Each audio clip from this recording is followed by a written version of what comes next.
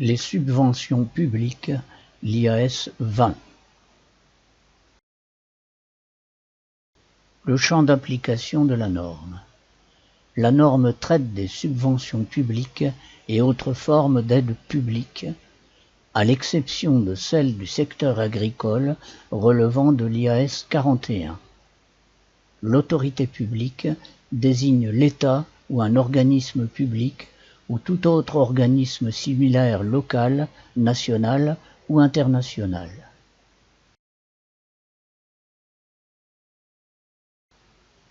Type de subvention. Les subventions et aides visées peuvent être liées à des actifs, attribués par exemple pour l'acquisition ou la construction d'actifs à long terme, liées aux résultats pour combler des pertes par exemple, des prêts non remboursables sous condition. Les subventions reçues en nature s'évaluent à la juste valeur.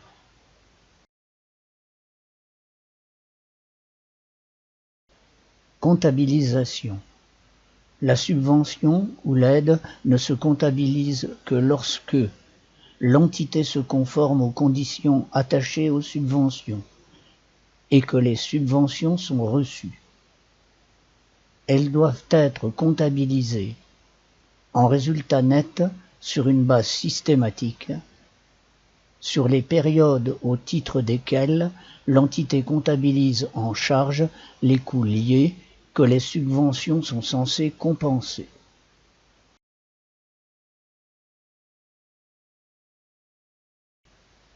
Subventions liées à des actifs. Les subventions et les aides publiques liées à des actifs se présentent soit selon la méthode des produits différés, soit selon celle de l'imputation directe. Premièrement, la méthode des produits différés. Lorsque l'entreprise reçoit une subvention pour financer l'acquisition ou la production d'un bien, le bien est comptabilisé à l'actif selon les règles habituelles des IAS-IFRS. La subvention reçue est inscrite en produit différé.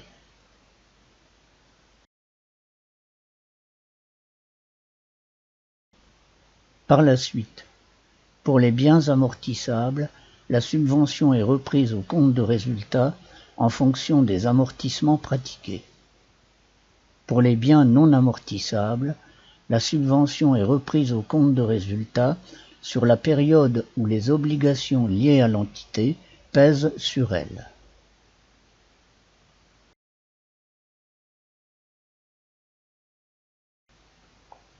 Seconde méthode de l'imputation directe.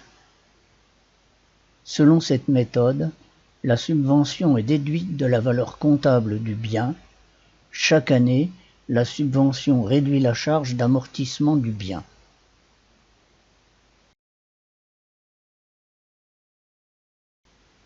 Exemple. Une subvention de 2 000 est versée pour l'acquisition d'un bien amortissable sur 5 ans pour un coût de 5 000. L'amortissement est de 1 000 par an. Le bien est subventionné à hauteur de 40% de son montant.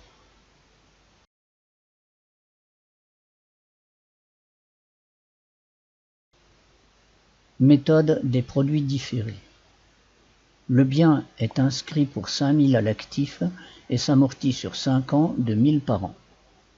La subvention est inscrite en produit différé au bilan et se reprend pour 2 000 divisé par 5 égale 400 en résultat chaque année. La charge nette de l'exercice est de 1 000 moins 400 égale 600.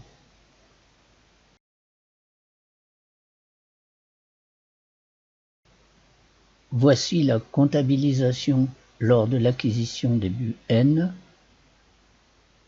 et les comptes de fin d'année N.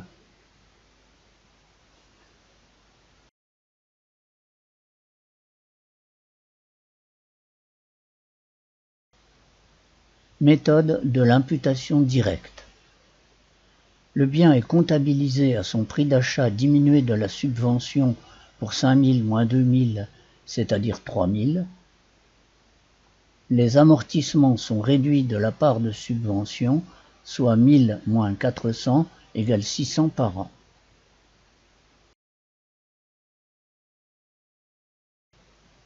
Voici la comptabilisation lors de l'acquisition des buts N et les comptes de fin d'année N.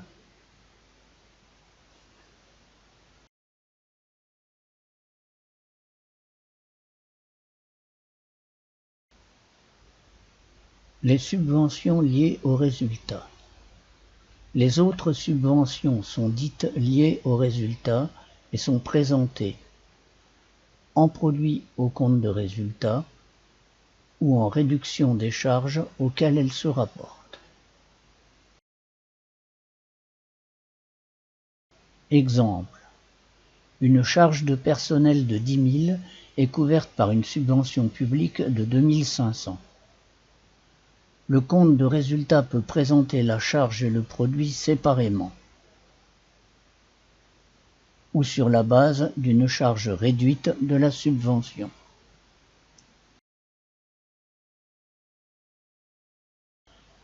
Cas particulier. Certains prêts par des organismes publics sont accordés à des taux préférentiels. Il convient de les traiter au taux normal du marché selon IFRS 9 et de considérer l'écart comme une subvention traitée selon IAS 20.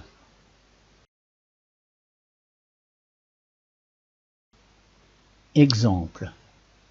Une entité souscrit auprès d'une institution publique un emprunt à un taux plus faible que celui du marché, remboursable par annuité constante. Le nominal est de 100 000. Le nombre d'échéances annuelles est de 3.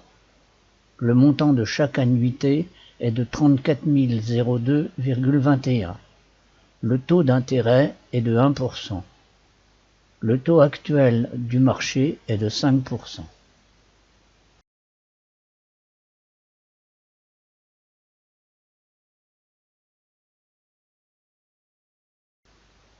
Selon IFRS 9, l'emprunt est d'un montant égal à la valeur actuelle des 3 annuités de 34 002,21 au taux du marché de 5%, soit 92 596,45.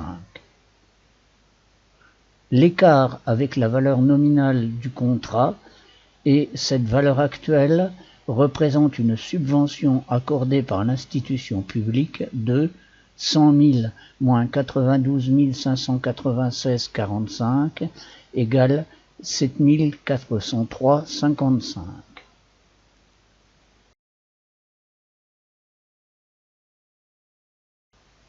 Comptabilisation lors de la souscription de l'emprunt.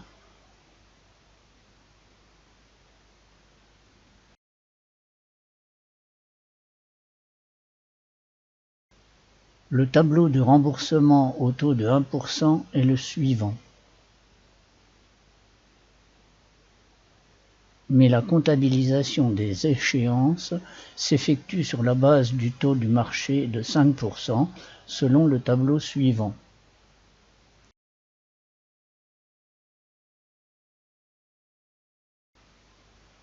La réintégration de la subvention relative à la différence de taux, qui est l'avantage qu'il fournit, est la suivante.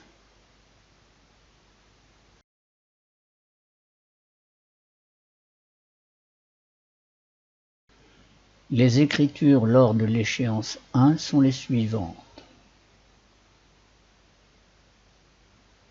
Le principe reste identique pour les échéances 2 et 3.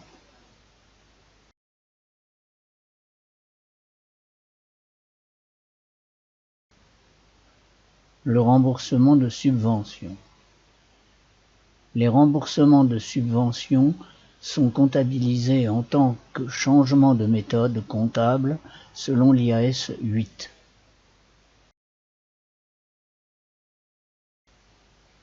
Pour les subventions liées à un actif. Le remboursement augmente la valeur comptable de l'actif. Le cumul de l'amortissement supplémentaire qui aurait été comptabilisé en résultat net jusqu'à cette date en l'absence de la subvention doit être comptabilisé immédiatement en résultat net.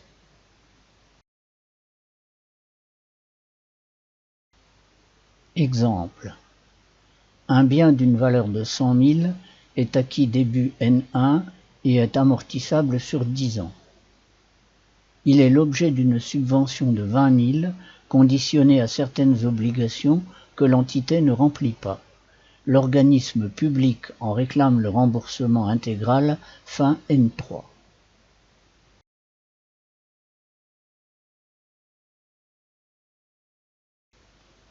Fin N3, on a les éléments suivants. La base amortissable de 100 000 moins la subvention de 20 000 est de 80 000. L'amortissement annuel de 8 000. Les amortissements pratiqués, 8 000 multiplié par 3, c'est-à-dire 24 000. La valeur comptable fin N3 de 56 000. Si l'entité n'avait pas eu de subvention, on aurait une base amortissable de 100 000, un amortissement annuel de 10 000, des amortissements pratiqués de 30 000, une valeur comptable nette fin N3 de 70 000.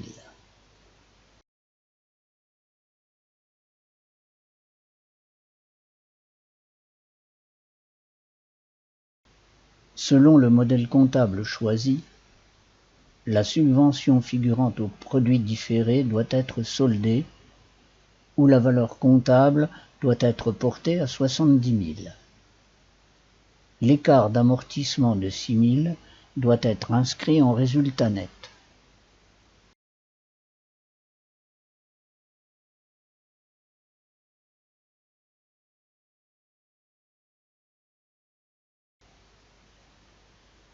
Le remboursement d'une subvention liée au résultat s'impute en premier sur la part de subvention différée figurant au bilan, si elle existe.